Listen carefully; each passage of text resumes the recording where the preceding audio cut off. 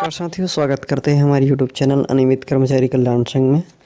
दोस्तों, कर्मचारियों के लिए बहुत ही जो नवंबर और दिसंबर का माह है, बहुत ही बेसब्री का इंतज़ार है। और जो कि 4 साल के बाद छत्तीसगढ़ सरकार ने जो योजना बनाई है नियमितीकरण करने के लिए प्रक्रिया तैयारी कर दी है। सभी की मन में ये संकोच है कि छत्तीसगढ़ में टोटल जो 1,80,000 कर्मचारी है, जिनमें से स्पष्ट कर दिया है कि 45,000 कर्मचारी नियमित किया जाएगा। और उस 45,000 कर्मचारियों की डाटा भी, जानकारी भी पूरा एकत्रित कर ली गई है कि किस आधार पे और कैसे उनको नियमित किया जा रहा है।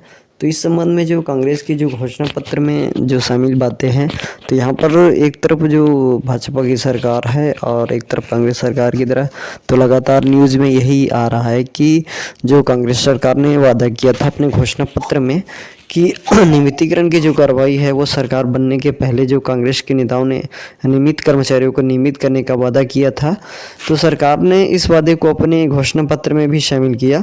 लेकिन सत्ता भोग करने के 4 साल बाद भी संविदा कर्मचारियों को नियमित नहीं किया गया। इस बात को सभी जानते हैं कि कांग्रेस सरकार की जो घोषणा पत्र तैयार हुई थी वो 4 चुनाव पहले हुई थी, और चुनाव के 4 साल बाद भी संविदा कर्मचारियों को नियमित नहीं किया गया है। चूँकि अब सामने चुनाव है, इसलिए कर्मचारियों को नियमित करने की भी सुगबुगाहट भी तेज हो गई है। हालांकि इस पर अंतिम फैसला राज्य सरकार को लेना है।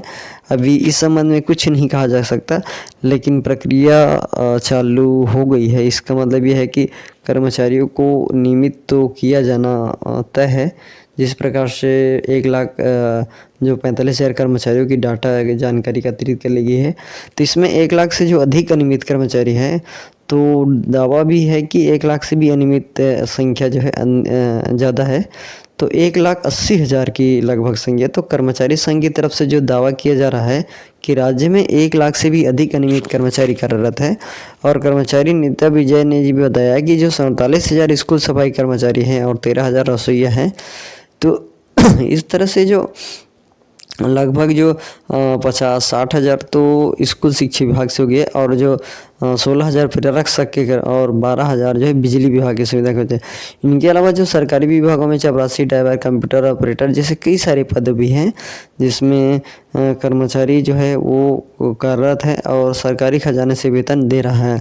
तो अगर इन सब को नियमित करेंगे तो अच्छी बात है, नहीं तो आने वाले समय में सरकार को अंजाम भुगतना पड़ सकता है।